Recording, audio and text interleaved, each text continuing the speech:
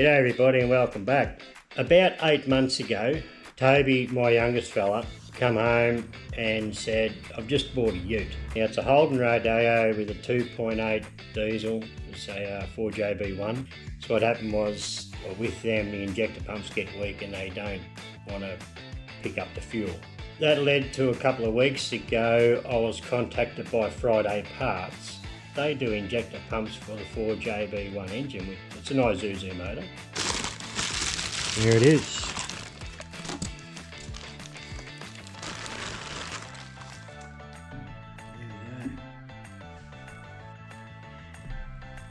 How it runs when we put it on.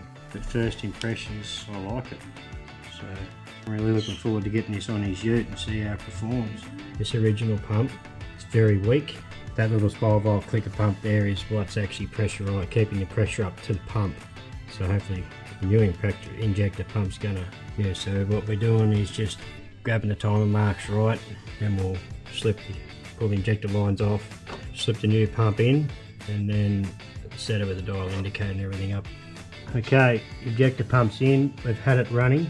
I've got to replace, just put them up here.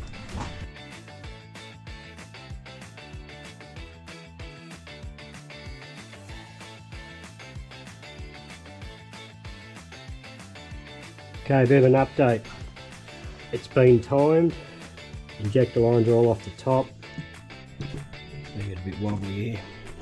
So it's going to need a good degrease when it's done. But it's only a matter of undoing the 6 bolts now, and then 6 bolts around the front here, and then I can slide the pump back, take it out.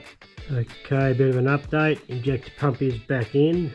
Ended up using a O-ring splicing kit and made our own ring. Okay, it's the next morning and it started up straight away, no dramas in whatsoever. But apart from that, power wise, it is really no different to the original pump.